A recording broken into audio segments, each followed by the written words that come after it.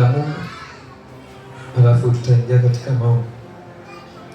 Tuamini Mungu. Asante mfalme wa falme, Mungu mwenye enzi na mamlaka. Bwana Yesu, mbele zako na nyenyekea wakati na majira haya ambapo Mungu umefika, mwanadamu asiweze kuishi kwa mkate ila kwa neno lako. Naomba ulijaze pumzi na uhai kwa ajili ya ufalme na uwezo wako, na hasa mfalme kwa ajili ya makusudi, kwa ajili ya urejesho kwa maisha yetu. Ni kinywa chako pekee kiwezacho mfalme kutenda mema kwenye neno lako, kupiga vita, kuleta ukombozi. Bwana Yesu, tawala kipindi hiki, tumia roho yangu kwa ajili ya ufalme wako. Isiwe sababu ya mtu kutopata kilicho chako, bali niwe njia mfalme na nafasi ya wanao kubarikiwa na wewe. Yaliyo yangu yasiwe, bali yaliyo yako yawe. Tanda mahali hapa Bwana Yesu, kwa ajili ya neema na nguvu zako. Ulibariki neno lako sawa sawa na mapenzi yako. Kwa jina la Yesu naomba na kuamini. Amen. Amen. Bwana Yesu asifiwe. Naomba nikulete tu katika nafasi ya wale ambao hawakuweza kufika katikati ya wiki, ule ujumbe wa maombi ya urejesho ambao ulikuwa unatubeba, ambao ulikuwa umenikujia katika ile wiki nikifundisha mahali hapa. Wale walijaliwa kuja na nikawa nafundisha, na kwa wale ambao hawakuweza kuja kwa sababu ya nafasi za kikazi ambazo huwa zinaweza kufunga usiweze kufika, unaweza ukabalance hiyo ya waya. Basi kwa Yesu, balance ya waya tu. Kwa wale ambao hawakuweza kufika, namba tu nikulete katika ujumbe, ili ya kwamba napopenya kwenye tamatisho la ujumbe wa leo uweze kupata kitu ambacho kitakusaidia, uweze kupata kitu ambacho kitakubeba kuelewa na kufahamu na kuzama katika nafasi hii, ili ya kwamba Mungu akapate kutenda haki. Namba balance hiyo unipe hili.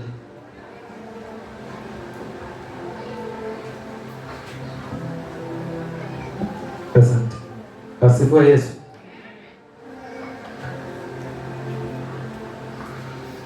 Namba nikurejeshe tu nyuma kidogo kwa kuanzia topic ya juzi, nikikuanzia haraka halafu niweze kwenda katika nafasi ya ukamilisho ya leo. Utanipatia sauti kidogo. Asifiwe Yesu. Juzi nikawa nafundisha kwamba wakati huu wa urejesho ni wakati ambao mtu ujilete ama ujiweke mkao ama meeting ama mkutano, ujikusanye katika mkutano wako kwenye wakati wa urejesho. Maana wengi wakiambiwa urejesho huwa pengine wanachukulia ni kwa nafasi fulani tu peke yake, hawana ufahamu. Lakini si kwa makosa yako, pengine hujafundishwa.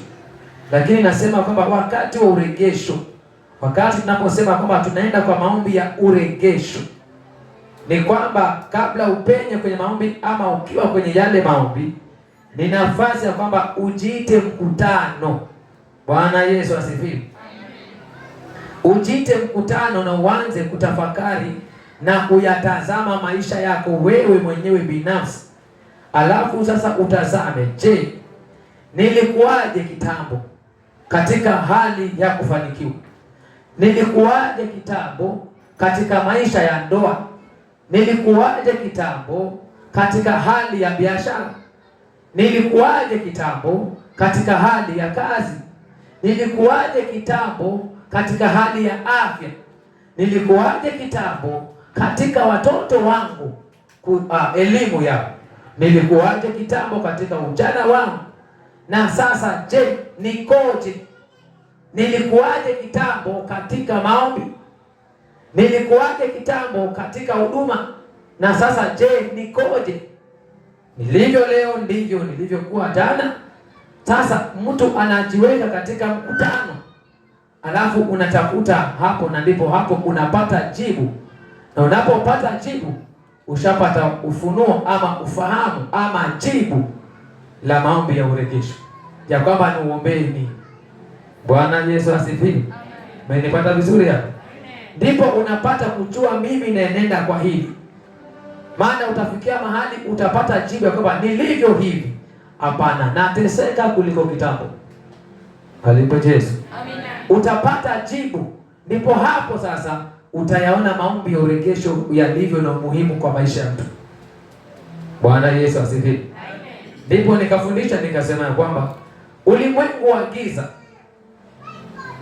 wanaweza kusimama kwa maisha yako na wakakupokonya nafasi fulani ambayo ingekufanya kuwa mtu hii dunia. Wanaweza kusimama wakakupokonya neema fulani ambayo Mungu alikupa kwa maisha yako. Wanaweza wakasimama wakakupokonya roho ya ndoa wakakuacha single mother. Wanaweza wakainuka kwa vita vikali na roho yako ikazimia, wakatoa ndoa ukabaki vile ulivyo. Bwana Yesu asifiwe. Ninaongea hivyo lakini itaenda kwa haraka ili nikulete kwenye ujumbe wa leo, lakini nakuchukua kutoka pale tulipoanza maombi haya, msingi wake wa kuelewa urejesho.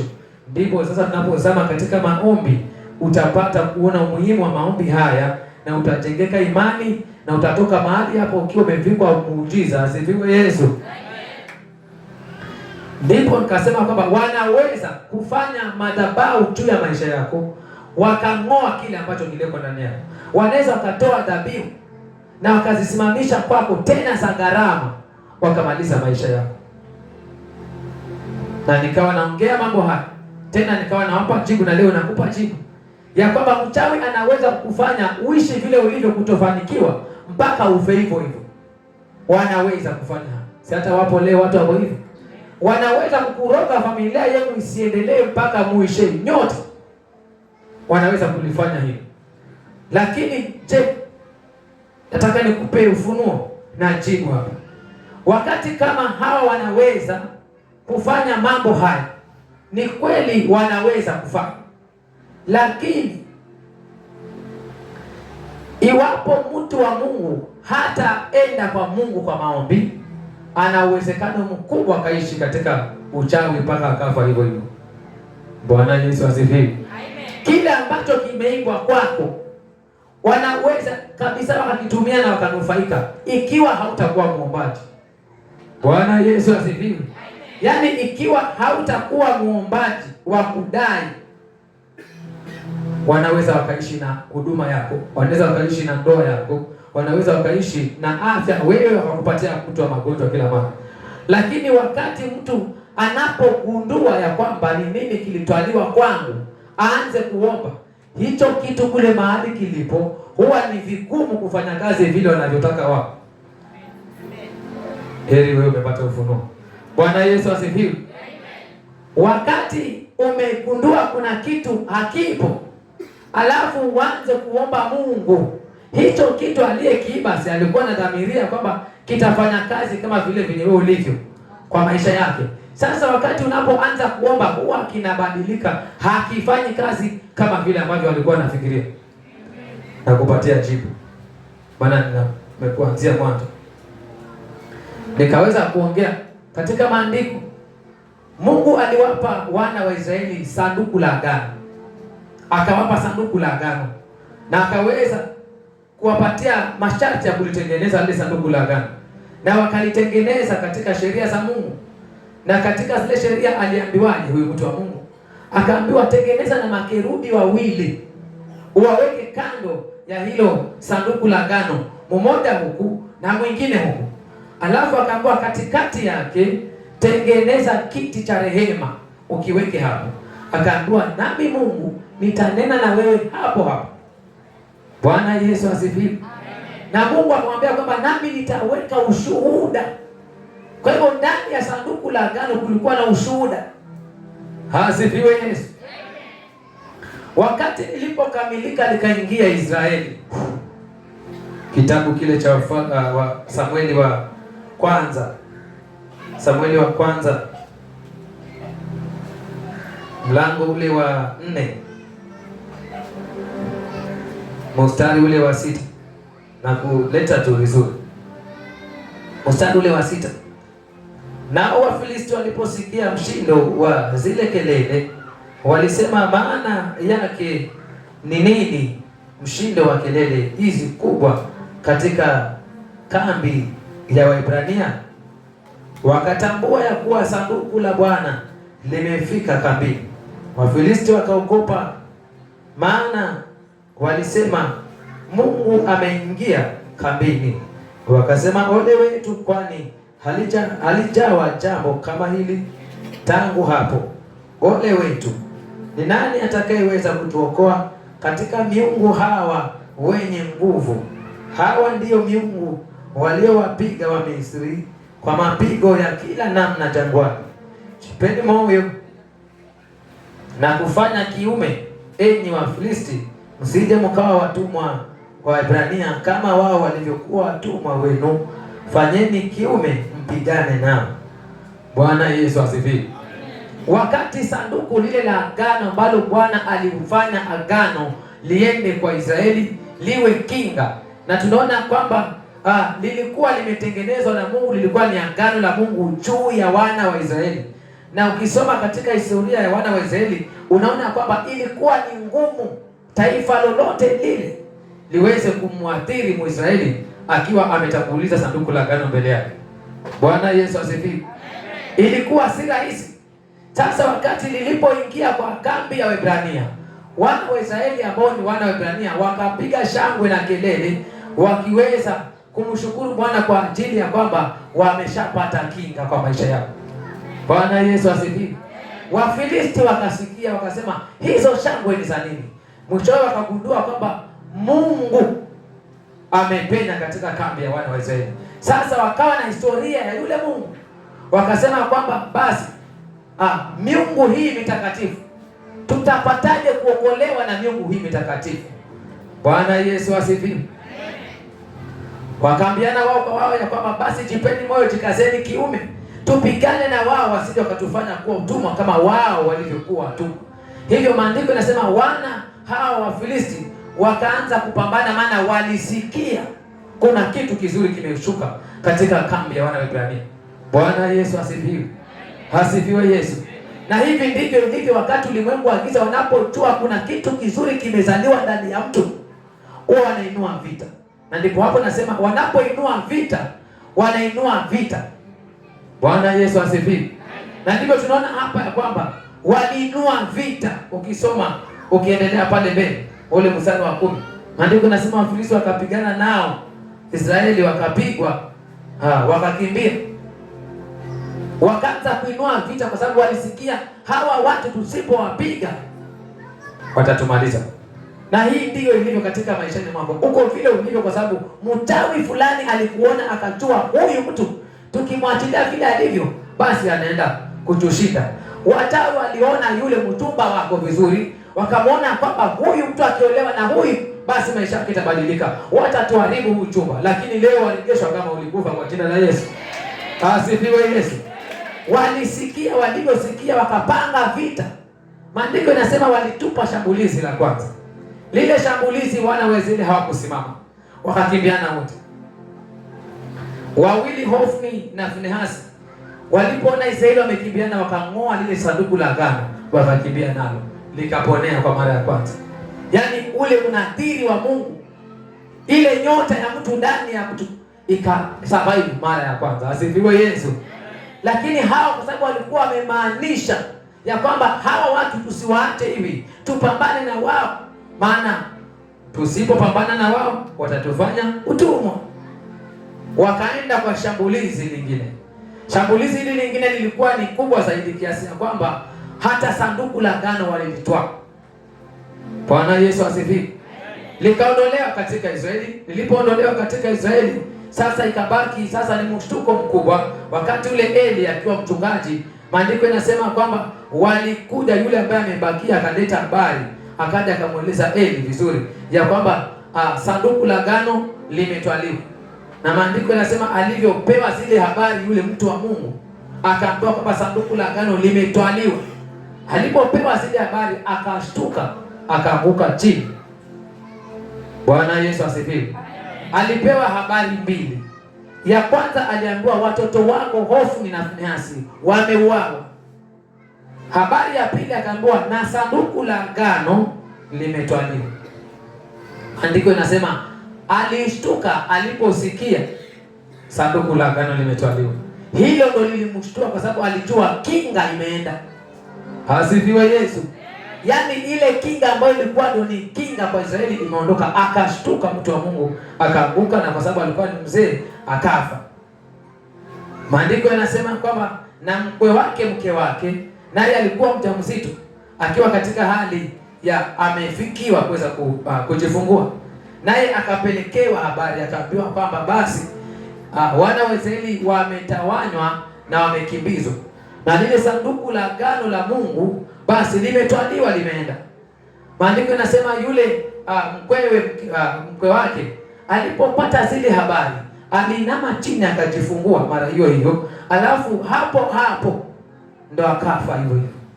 Watu akamuuliza, je, unajua umezaa mtoto wa kiume? Kumbe hayuko, ashakufa. Maana alishtuka, sanduku la agano limetwaliwa. Mtoto akabaki akiwa mchanga vile alivyo. Maandiko yanasema wakamuita jina Ikabodi. Maana Ikabodi ni kwamba utukufu wa Mungu umeondolewa katika Israeli.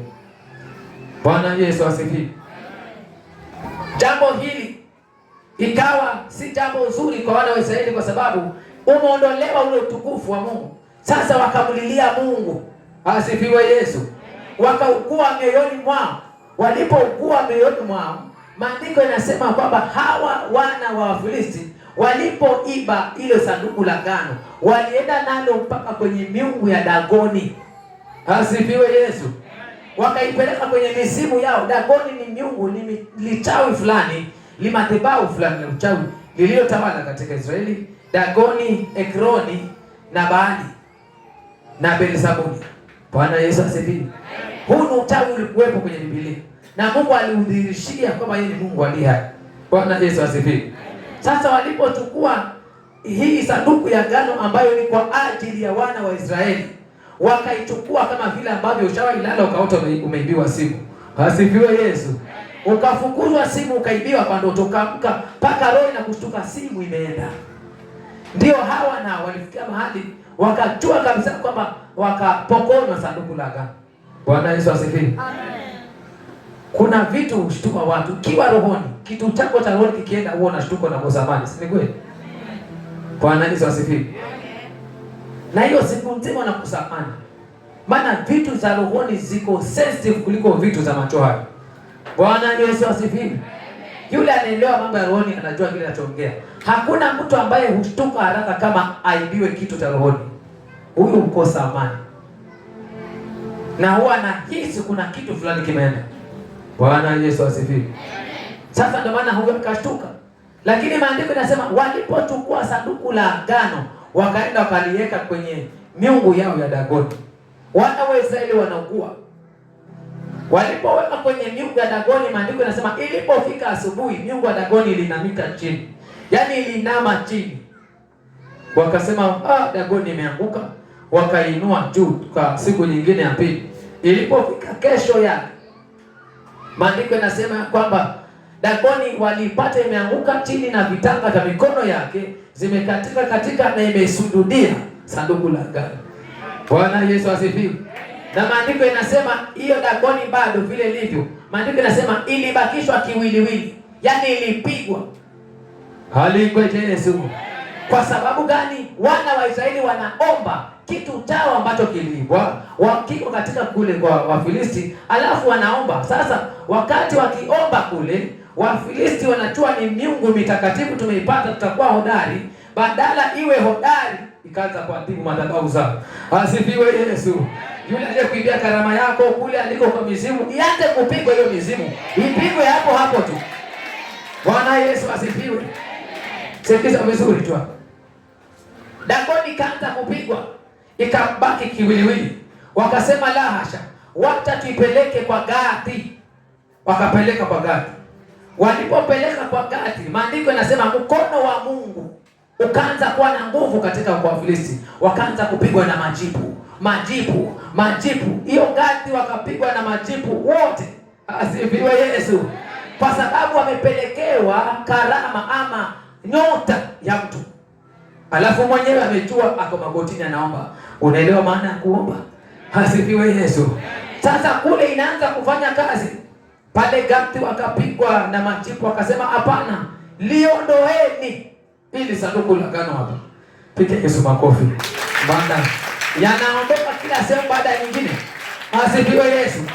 Na hivi ndivyo wachawi hufanya hivi. Badala aregeshe, anaamua anafuata yule rafiki yake ambaye anamuona na nguvu kumuliko wakati umeanza maombi. Anapelekea yule chamani wao wachawi. Anamwambia shika hii usipeleke huko. Kumbe chamani naye anapigwa. Asifiwe Yesu.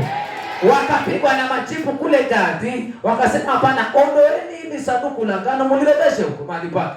Asifiwe Yesu. Wakasema la hasha, wacha tupeleke kwa miungu ya Ekroni. Haya, wakashika safari. Wakienda kwa miungu ya Ekroni, maandiko yanasema walipofika kwenye miungu ya Ekroni, watu wa Ekroni wakasema hatulitaki, piteni na njia muende. Asifiwe Yesu. Maana haligusiki, watu wako kwa maombi. Naomba Mungu hivi tunapoomba mambo ya nini? Na ndio maana safari zimefunguka. Asifiwe Yesu. Ukichunguza wiki hii ndio vile anasafiri. Wiki hii ndio majibu yamepatikana. Maana kilichokuwa kimefichwa watu wamekidai kwa maombi. Bwana Yesu asifiwe. Ndivyo nimetangulia kusema kwamba wanaweza wakachukua. Hata leo walichukua, lakini tuko kwa maombi. Jarudi mchana wa leo. Asifiwe Yesu. Yaani una uwezo kufunga kisifanye kazi kule. Na kama ni kufanya kazi kinafanya kazi opposite. Ndio maana badala ya kwamba ile sanduku la agano liwe miungu mitakatifu watetewe, wakapigwa na majipu. Asifiwe Yesu. Simchawi wa mtu aanze kumea jipu baada ya maombi haya. Aanze kupambana na jipu zile sehemu mbaya, apigwe na majipu tu. Asifiwe Yesu. Wakapigwa na majipu maana wameshikililia nyota ya mtu. Wameshikililia microphone ya mtu ambaye ni mhubiri hapa. Alafu wameshikililia ile microphone. Kazi ianze huko mchana wa leo. Asifiwe Yesu. Wakasema tutafanyaje? Lisije hapa Ekroni, piteni nalo mwende nalo. Maandiko yanasema wakahangaika. Asifiwe Yesu. Walipohangaika wakaanza mpaka mwisho ule mlango wa 6, ile Wafalme wa kwanza, mlango wa kwanza, mlango ule wa 5. Mlango ule wa 5. Ule mstari wa kwanza panaeleza vizuri ule mlango mzima. Wakaamua kwamba wacha sasa tukaweze kuuliza ushauri. Asifiwe Yesu. Ule mlango wa 6 pale. Maandiko yanasema vizuri. Basi hilo sanduku la Bwana lilikuwa hapo katika nchi ya Wafilisti muda wa miezi 7. Nao Wafilisti wakawaita makuhani. Sikiza vizuri hapa. Kazi wakiendelea kuhangaika. Wakawaita makuhani na wauguzi. Wakasema, tulifanyeje sanduku la Bwana? Tuonyesheni jinsi tuwezavyo kulirudisha mahali pake. Bwana Yesu asifiwe. Yaani linawahangaisha. Wiki hii nashukuru Mungu ni wa neema. Kumbe kuna watu hapa ambao wanatamani kwenda kumuona Pastor Tony, lakini wanageuzwa njia wasiende. Watu 8. Asifiwe Yesu. Mioyo yao haipo mahali kwenye wapo kabisa hivi na kuongea. Hawako hapa lakini mahali wapo wanaimba, wacha niende kwa madhabahu ya mtumishi Tony. Lakini wakitaka kuchukua hatua wanapitishwa na njia nyingine. Mungu anaenda kuwarekebisha tu. Mungu anaenda kuwaleta tu. Mungu anaenda kuwaleta. Na wapo wengine ni majirani zako, hata washaikwambia Mungu amenionyesha usiku wa leo ya kwamba angalia hawa 8, angalia hawa wamama na vijana. Asifiwe Yesu. Paka ndani yao connection zao zipo katika madhabahu hii, lakini wanataka kuenda, lakini wanaambiwa piteni na njia ile. Bwana anawaleta tu. Bwana Yesu asifiwe. Hivyo kwa sababu walikuwa wanapata shida kwa kile ambacho wamekishikililia, kwa maana mwenye kile kitu ako kwa magoti anaomba Mungu. Asifiwe Yesu. Wakaona wacha tukawaite mashehe na wauguzi. Wakauliza hapa, tutafanyaje na hili sanduku la agano? Maana limekuwa pigo kwao. Asifiwe Yesu. Nashukuru Mungu. Kutakuwa na mapigo kwa wachawi. Watapigwa wapende wakatae. Maana walichokishikilia si chao. Asifiwe Yesu. Ulikutana na mzee wako wewe binafsi, Ulipangiwa na Mungu akuoe wewe, mwingine akaja akapenya hapo akakupokonya ndoa yako. Wapigane huko mpaka mwisho wa dunia. Asifiwe Yesu. Kama hawatapigana majembe yaanguke, waje wenyewe hapa kwa jina la Yesu aliye hai. Asifiwe Yesu. Maana alichonacho si chake. Ndoa ni changa, alafu umetolewa kwa ndoa mapema. Anaitwa hani huko. Inaisha hiyo, inaisha hiyo. Asifiwe Yesu. Maana alienda kwa madhabahu akaweza kuchukua ndoa yako. Wanateseka mpaka wataachana hapo hapo. Asifiwe Yesu. Wakawauliza tufanyeje? Tuonyesheni njia. Asifiwe Yesu. Wakauliza tuonyesheni njia vile tutakavyoweza kurudisha hili sanduku kule kwao. Maana maombi imewaka moto. Asifiwe Yesu.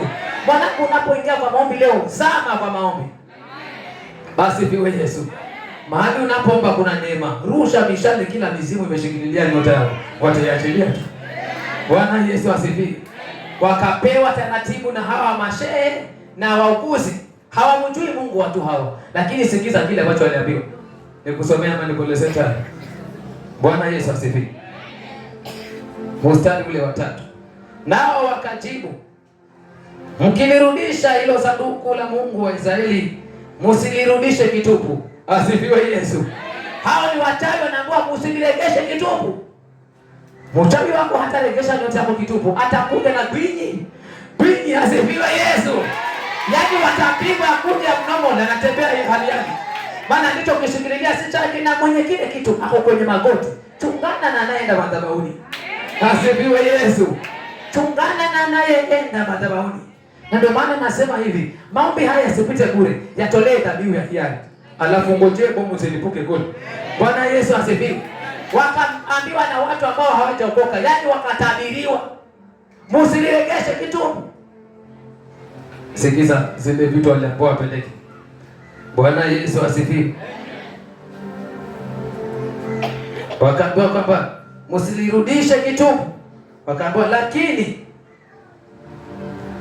msikose kupeleka na matoleo ya kosa. Asifiwe Yesu. Yaani walichokifanya kwako si haki. Waliiba si haki. Sasa badala Mungu ahukumu, hata ile miungu inaambia mpeleke sadaka ya makosa. Maana ulichokifanya yule aliyeiba ndoa yako hakufanya haki. Bwana Yesu asifiwe. Wakaambiwa mpeleke sadaka ya kosa. Wakasema hivyo ndivyo, wakaambiwa hivyo ndio mtapona. Asifiwe Yesu. Wakaambiwa ndio mtapona. Maana wako maombini. Asifiwe Yesu. Tunaendelea.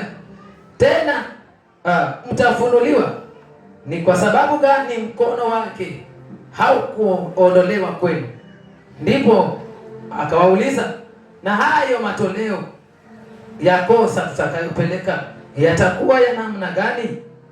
Asifiwe Yesu.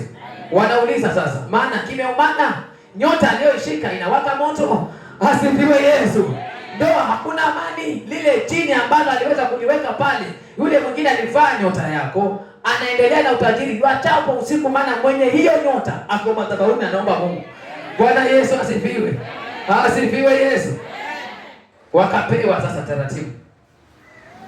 Wakaambiwa hivi, na yawe majipu ya dhahabu 5. Jipu lenyewe la dhahabu. Asifiwe Yesu.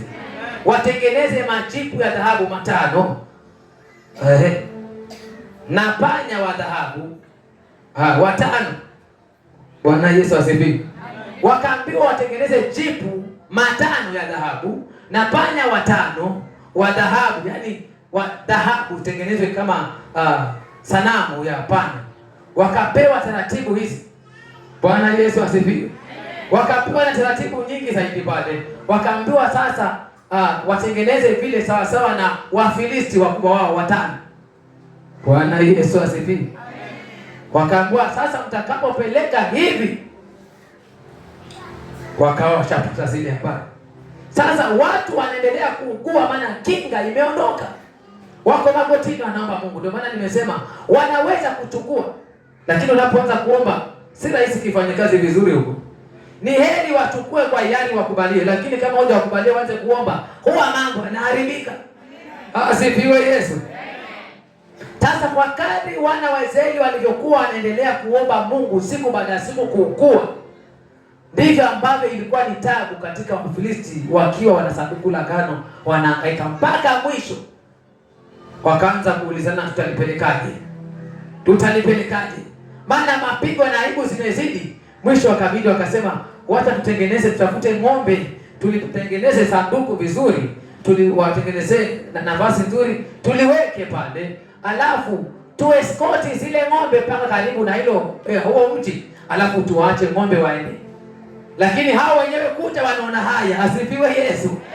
Sasa wakatengeneza wakatafuta ng'ombe, wakapandisha likaenda huku, wakiwa nyuma wakaenda vizuri. Maandiko yanasema walipofika mahali fulani, watu wa mji ule, Bwana Yesu asifiwe, process ya urejesho wa mtu inafanyika.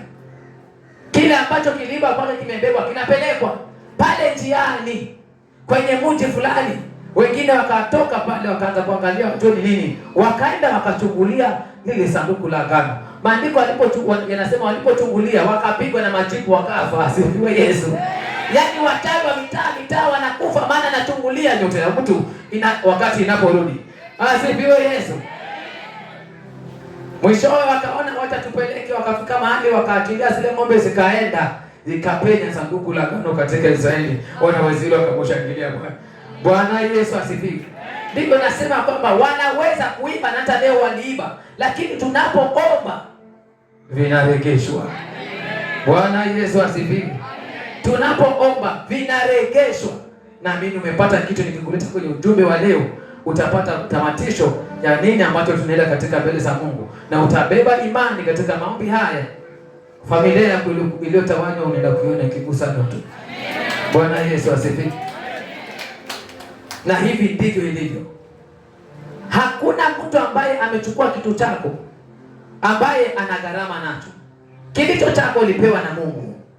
Gharama zake wewe ulizilipia. Agano ya kile ambacho Bwana alikupa ni wewe ndio ujuaye, si mwingine. Kwa hivyo una haki ya kudai. Asifiwe Yesu. Una haki ya kusema hii ndoa ni yangu, uzima ni wangu, kufanikiwa ni kwangu, maana Bwana alikupa akiwa na agano na wewe ya kwamba nimekupa neema hii ya biashara ikusaidie kwa maisha yako.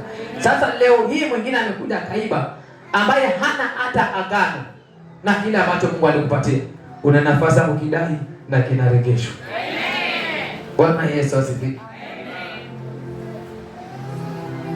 Ujumbe wa leo kwenye kitabu kile cha Samueli 16. Samueli wa kwanza 16. Tasoma tu maandiko kiasi. Bwana akamwambia Samueli, utamlilia Sauli hadi lini? Kwa kuwa mimi nimemkataa asitawale kwa Israeli. Ijaze pembe yako mafuta, uende nami nitakutuma kwa Yese Bethlehem, maana nimejipatia mfalme katika wanawe. Samueli akasema, nawezaje kwenda? Sauli akipata habari ataniua. Basi Bwana akasema, chukua ndama pamoja nawe, ukaseme nimekuja ili kumtolea Bwana dhabihu. Umwalike Yese aje kwenye dhabihu, nami nitakuonesha utakayotenda. Nawe utampaka mafuta yule nitakayemtaja kwako. Samueli akafanya hayo aliyosema Bwana. Akaenda Bethlehemu, wakaja wazee mjini kumlaki wakitetemeka. Nao wakasema, je, umekuja kwa amani? Naye akasema, naam, kwa amani.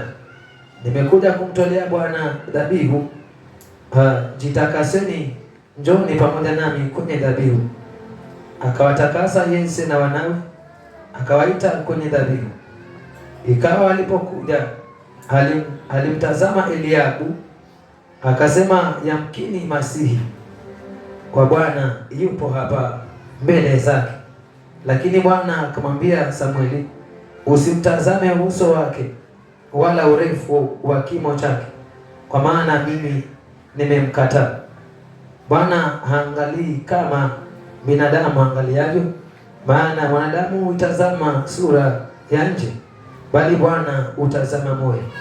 Ndipo Yese akamwita Abinadabu, akampitisha mbele ya Samueli, naye akasema Bwana hakumchagua huyu. Ndipo Yese akampitisha Shama, naye akasema wala Bwana hakumchagua huyu. Yese akampitisha wanawe 7 mbele ya Samueli. Samueli akamwambia Yese, Bwana hakuwachagua hawa. Kisha Samueli akamwambia Yese, watoto wako wote wapo hapa?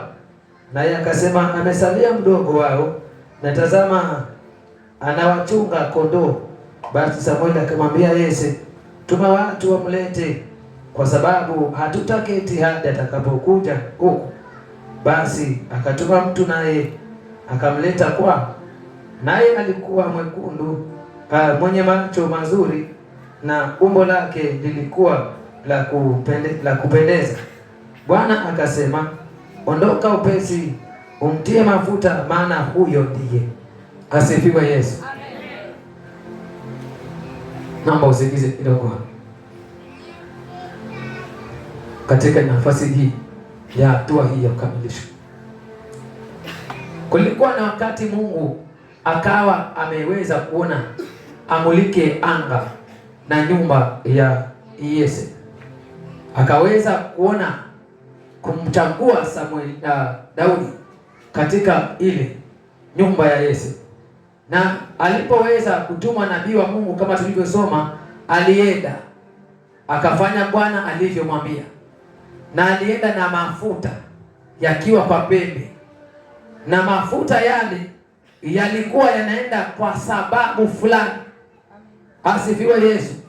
Mafuta yale yalikuwa yanaenda kwa sababu ya kwamba yakaanointiwe mtu, na huyo mtu mafuta yale yalikuwa na jina kwa yule mtu atakaye anointiwa, yani anointiwe akawe mfalme. Bwana Yesu asifiwe. Sasa akaenda katika hali zote za mwongozo wa Mungu mpaka mwisho akamwanointi Daudi, na akanointiwa Daudi wakati utawala ukiwa Sauli anatawala. Akanointiwa Daudi ili aende akawe mfalme. Sasa akapakwa mafuta, na wakati huo huo roho mbaya kutoka kwa Bwana ikamwingia Sauli. Bwana Yesu asifiwe. Amen. Daudi akawa ni kijana wa kawaida kama vile ulivyo wewe, lakini ndani yake ameanointiwa kuwa mfalme. Amen. Asifiwe Yesu. Amen. Ni mtu kama wewe, lakini ndani yake amepakwa mafuta akawe mfalme. Jambo hili lilikuwa fumbo kwa wana wa Sauli na hawakuweza kuelewa, lakini ilipofika wakati pressure imempanda Sauli. Asifiwe Yesu.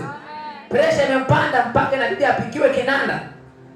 Ikabidi akatoa agizo kwamba atafutiwe kijana mzuri aende akapigie kinanda wakati hali zimemzidi.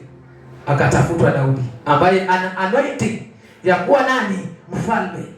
Akatafutwa na kabahatika ndani ya wote wale vijana akaonekana yeye ndo ako sawa.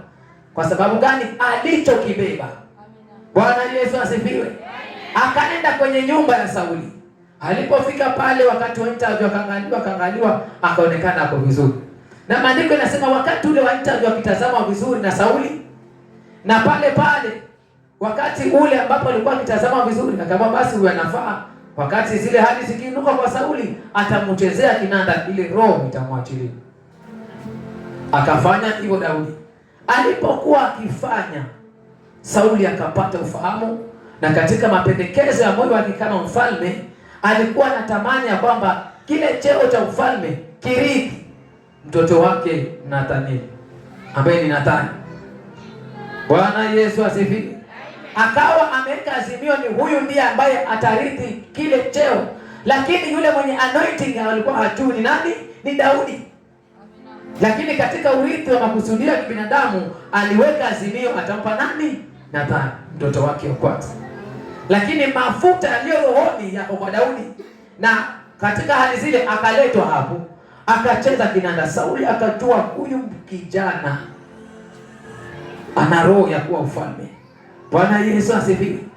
Sauli akapata ufahamu huyu kijana sio kawaida. Sasa akaanza kutafuta, akampangia mipango mbali baada ya mingine, akawaita watoto wake na akaweza kuwapatia taratibu, lakini hazikuwa ni nzuri. Maandiko yanasema wakati Daudi akiwa ananing'inia mafuta ya kuwa mfalme, lakini sasa ako kwenye hemaya ya Sauli, naye akajua ya kwamba Sauli hana nia nzuri na mimi, lakini Mungu ndani ya Daudi ameweka nini? Mafuta ya kuwa mfalme, na mahali alipo ako kwenye vita. Asifiwe Yesu. Mungu akatengeneza njia. Alichokifanya Mungu alifanyaje? Alichukua roho yake yule Nathani, mtoto wa kwanza wa Sauli, akaibadili ile roho ya Nathani, ikampenda Daudi kama roho yake. Pigia Yesu makofi. Bwana Yesu asifiwe. Hivyo kijana wa kwanza wa Sauli ambaye ndo anastahili urithi wa kuwa mfalme, akageuza moyo, akampenda Daudi kama nafsi yake. Na maandiko yanasema pale pale mambo ya rohoni yalikuwa yanaendelea. Asifiwe Yesu. Na kwa sababu mambo ya rohoni yanaendelea, siku zote yanakuja kama fumbo, yakadhihirika wazi hivi, lakini yakiwa na maana rohoni. Asifiwe Yesu. Yalidhihirika kwa njia gani? Yule Nathani kwa sababu ya kumpenda Daudi kama roho yake, alichukua vazi lake, akalivua, akampatia Daudi. Bwana Yesu asifiwe. Likafanyika mato haya, lakini kumbe katika hali hiyo ndo ashachukua ufalme, amempatia nani? Daudi. Asifiwe Yesu. Asifiwe Yesu. Sasa ikafikia mahali Nathani akaanza kumjulisha siri na mipango ambayo Sauli anapanga juu ya Daudi. Sauli alipanga mipango ya ajabu, mpaka kutaka kumuoza mwanawe, amuoze Daudi. Zote alipanga. Akampa cheo awe kamanda jemedari wa jeshi, aende tena kule msafarani, awekwe mbele yeye. Asifiwe Yesu. Awekwe mbele, amepewa cheo, anajua Mungu amefanya. Lakini katika ile hatua ni kwamba amenong'onezea wanajeshi wamuweke mbele ili akafe yeye kimbele, maana amejua kuna mafuta ndani yake. Bwana Yesu asifiwe. Lakini maandiko yanasema kwamba Daudi akapata ufahamu mapema na akaishi na Sauli kwa akili. Asifiwe Yesu. Maana alijua ni adui. Sasa akawa anafanya kila kitu kwa busara. Na maandiko yanasema Sauli aliwinda Daudi kwa kila hatua atake kumaliza, lakini hakuweza kwa sababu alichokibeba ni mafuta ya kuwa mfalme, na hata afikia kuwa mfalme, na huyo amesimama anataka kupinga kitu ambacho hakipingiki. Asifiwe Yesu. Ikabidi Nathani atumike kumpenda Daudi ili akukwepeshe na babake Sauli, na pia akataka kumkwepesha aende akawe mfalme. Bwana Yesu asifiwe. Ndipo hapo Nathani na Daudi wakakeana kiapo, wao na wao wakakeana kiapo, na kila mmoja akasema kwamba kiapo hiki lazima kila mmoja akitimize. Daudi akamwambia Nathani, nitakapokuwa mfalme nitahakikisha wana wako nitawatunza. Na ndipo unakuja unapata mbeleni kuna mtu mmoja anaitwa nani? Mefiboshethi, alikuja akatunukiwa na Daudi kwa sababu ya kiapo cha Nathani babake. Asifiwe Yesu.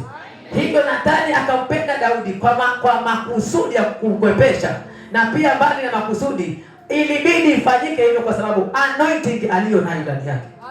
Bwana Yesu asifiwe. Asifiwe Yesu. Kilicho ndani ya mtu ndicho ambacho huwa kinatafutwa mpaka leo. Lakini Mungu aliye hai alikupa wokovu akiwa anajua mwisho utaishia wapi. Bwana Yesu asifiwe. Kila Mkristo ana mafuta ndani yake, na hayo mafuta yako na jina. Asifiwe Yesu. Narejelea tena, kila Mkristo ana anointing ndani yake na haifanani na mwingine, na hiyo anointing iko na jina. Anointing ya Daudi ilikuwa ni kwamba akawe mfalme. Sauli alijaribu kupiga lakini ilishindikana. Nami leo nimekuja na anointing hapa. Napo achilia anointing hii ukawe mtu katika maishani mwako. Haya mafuta yawe na jina, yaende na wewe mpaka mahali kwenye ulikusudiwa na mbingu kwenda. Asifiwe Yesu. Ikiwa mafuta ya Daudi alikuwa ni kwamba akawe mfalme, nawe anointing hii uende kwa ndoa direct tu kwa jina la Yesu aliye hai. Asifiwe Yesu. Maana kila anointing ina jina. Ndio maana tuko hapa kwa ajili ya urejesho. Yule ambaye anawinda anointing ile ndani yako, pengine anointing yako ilikuwa ni kwa ndoa, ukiingia kwa ndoa maisha yatafunguka. Wakapiga ile ndoa. Pengine ilikuwa ni kwa kazi, wakapiga ile kazi. Mungu anarejesha mchana wa leo. Asifiwe Yesu. Yakawe na jina kwa maisha yako, yanapotua juu yako, ikawe na jina, uende mahali na inapotua juu yako, popote kwenye haki yako inapomilikiwa na mtu, ianze kuyumbishwa huko. Bwana Yesu asifiwe. Asifiwe Yesu. Haki zilikuwa ni za wana wa Israeli. Lakini kuna wakati wa Mfalme Ben-Hadad walivamia wakapiga. Mpaka mwisho wakaenda katika zama za Yeriko, wakaibia wana wa Israeli haki zao, wakazificha ndani ya Yeriko. Na mtu ulikuwa umefungwa Yeriko, hakuna mtu anaweza kuingia wala kutoka. Wana wa Israeli wakawa wanakuwa na kuumia katika roho, wakawa naomba. Kwenye maombi Mungu akaanza kuwapatia mwelekeo, akamwambia msiwe na shaka. Sifuni tu mkizunguka huo ukuta wa Yeriko mara 7 nami nitawaangusha, mtapata haki zenu. Bwana Yesu asifiwe. Kwenye mtu kuomba kuna mambo kufanyika. Asifiwe Yesu. Kwenye mtu kuomba kuna mafuta ya mtu hufunguka ndani yake. Kwenye maombi kuna mafuta ya mtu humrudia mwenyewe. Asifiwe Yesu. Simama nami ngoja. Mungu akuregeshia anointing ambayo alikupa kwa maisha yako. Mungu ana nafasi fulani katika maisha yako ambapo kwa hiyo ulikuwa unaona maisha yako kifunguka lakini haiko. Bwana kupitia kwa mafuta haya yakawe na jina katika maisha yako. Nakupa nafasi tunapoenda mbele za Mungu kwa maombi. Anza kwenda mbele za Mungu sasa. Na Mungu aliye hai anaendelea kujibu. Na mimi umepata sehemu katika mgao wa neno hili. Umepata sehemu na kupata ufahamu na kujua. Na umepata kuona hasira ya kimbingu ni nini ambacho hakipo, ni nini ambacho kilitwaliwa na hasira ya kimbingu ambayo imekumulika kuona hayo. Basi tunapozama katika maombi, wacha katika mkutano ule wa rohoni, badala kwamba uwe wa rohoni ule mkutano, ufanye katika mkutano wako na Roho wa Mungu chini ya mwavuli wa neema hii. Umwambie Bwana, hili silioni tena, hata siyaoni tena, hizi sizioni tena, hii biashara ilienda. Wiki hii ya uregesho imefanya maajabu. Mama Eunice Kato ametoka IPZ, ameenda kwa kuajiri mwenyewe. Wiki hii Mungu ana makusudi pia na wewe. Amini Mungu aliye hai. Naomba ujite mkutano katika Roho Mtakatifu wa Bwana aliye hai. Katika mkutano wa Mungu aliye hai. Eleza mbingu hiki hakuna. Eleza Mungu. Ongea na Mungu kana kwamba unaongea na mtu unayemuona. Mwambie Bwana, hili halipo. Hivi ndio maisha yangu yalivyo. Yamekuwa ukiwa. Hivi ndio familia yetu ilivyo. Mwambie Mungu, hivi ndivyo ilivyo. Lakini wewe uwarehema, urejesha. Walipolia, uchawi haukufanya kazi. Walisimulia majeraha. Waliugua. Kuna wachawi watenda kuugua kupitia kwa maombi haya.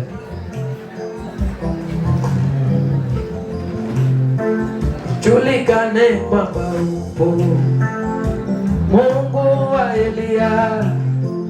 Julikane kwamba upo Mungu wa Elia. Baba, julikane kwamba upo Bwana Yesu Mungu wa Elia. Julikane kwamba upo Mungu wa Elia. Julikane kwamba upo Mungu wa Elia. Na ijulikane kwamba upo Mungu wa Elia. Baba, ijulikane kwamba upo Mungu wa Elia. Na ijulikane kwamba upo Mungu wa Elia. Na ijulikane kwamba upo Mungu wa Elia. Na ijulikane kwamba upo Yesu Mungu wa Elia. Na ijulikane kwamba upo Mungu wa Elia. Na ijulikane kwamba upo Mungu wa Elia. Ijulikane kwamba upo Mungu wa Elia. Ijulikane kwamba upo Mungu. Ijulikane. Na ijulikane kwamba upo Mungu wa Elia.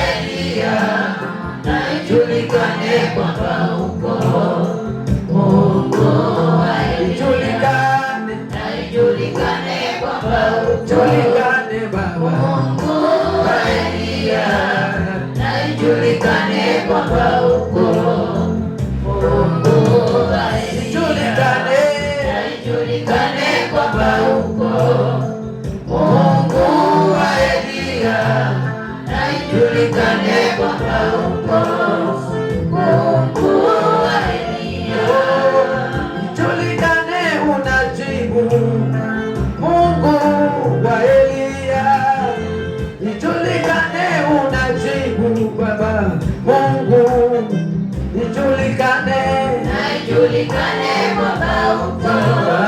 Mungu wa Eliya, na ijulikane kwamba uko. Mungu wa Eliya, na ijulikane kwamba uko. Mungu wa Eliya, na ijulikane kwamba uko. Mungu wa Eliya, na ijulikane kwamba uko. Mungu wa Eliya, na ijulikane kwamba uko. Mungu wa Eliya, na ijulikane kwamba uko. Mungu wa Eliya, na ijulikane kwamba uko. Mungu wa Eliya, na ijulikane kwamba uko. Mungu wa Eliya, na ijulikane kwamba uko. Mungu wa Eliya, na ijulikane kwamba uko. Mungu wa Eliya, na ijulikane kwamba uko. Mungu wa Eliya, na ijulikane kwamba uko. Mungu wa Eliya, na ijulikane kwamba uko. Mungu wa Eliya, na ijulikane kwamba uko. Mungu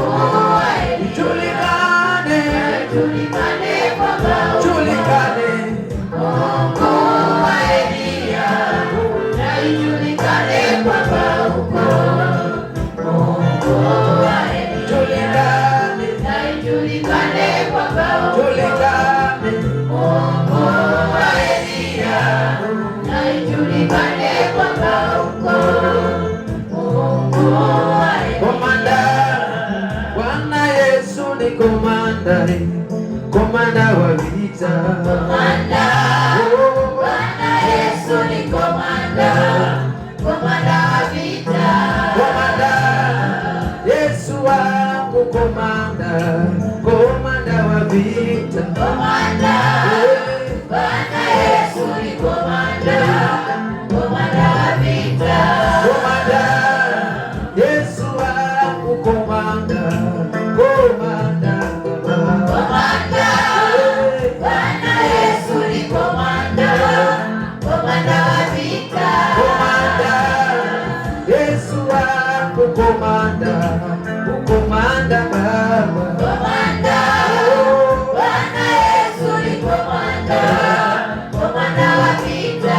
Komanda, Baba yangu komanda, Baba Yesu wangu. Komanda, Bwana Yesu ni komanda, komanda wa vita.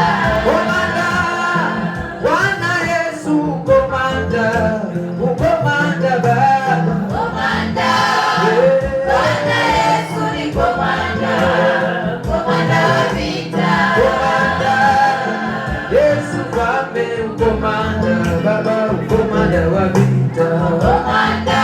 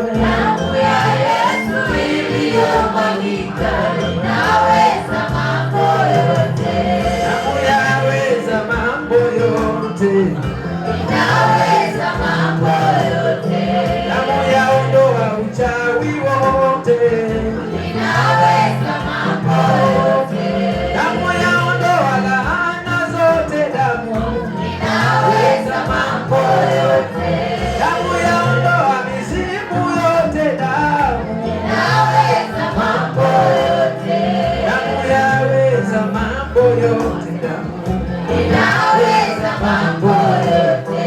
Damu ya badili maisha, hiyo damu inaweza mambo yote. Damu yaondoa uchawi wote, damu inaweza mambo yote. Damu yaweza mambo yote, inaweza mambo yote. damu yaweza mambo yote, inaweza mambo yote. damu yaweza mambo yote, Baba inaweza mambo yote. damu inaweza mambo yote, Baba inaweza mambo yote. damu yaregesha maisha tena, damu inaweza mambo yote. damu yaondoa uchawi wote, damu inaweza mambo yote. damu yaweza mambo yote, Baba inaweza mambo yote. Sama katika anga ya Mungu aliye hai, hakuna kinachoweza kuzuilika chini ya mamlaka ya damu ya Yesu. Iwe kilimo katika ukoo, miungu ya ukoo ilisimama kwa ajili ya kudai madai ya kwamba umestahili ufanane na ukoo huo, wakakutupia kupatiliza aina ya maisha fulani kutoka kwa ukoo, wakapokonya ufanisi wako, wakabadili ile milango iliyokuwa imefunguka kwako, ambayo ilikuwa inaanza kuinuka kwa maisha yako, wakaanza kuibadili. Hizo roho zikaanza kuinuka, zikianza kufuatilia maisha yako, wakafunga milango yote, wakakuacha vile ulivyo, wakakuachilia maisha ya kuhangaika. Hiyo milango wakaifunga, wakaondoa hiyo muujiza ambao ulikuwa umeanza kufunguka kwako, maana waliinuka. Hiyo damu ina uwezo wa kutenganisha, hiyo damu ina uwezo wa kukujengea madhabahu ambayo ni ya Bwana aliye hai. Inawezekana mbele za Mungu. Wakati wana wa Israeli walipoomba sanduku la agano, mkono wa Mungu ulikuwa na mapigo juu ya Wamisri, walipigwa na majibu. Walichokuwa wamefikiri kitatawala kwa wema kikabadilika, wakateseka, kikawa pigo kwao.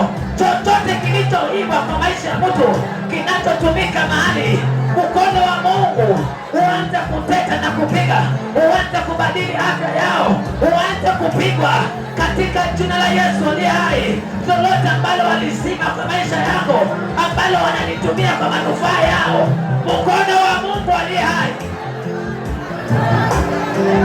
paza sauti yako mbele za Mungu. Nena naye anasikia, nena naye anasikia, anaona yuko mahali hapa. Wananufaika kwa sababu ya nyota ya biashara ambayo walitoa kwako, wananufaika kwa masomo, maana walimoa elimu ya masomo kwa watoto wako.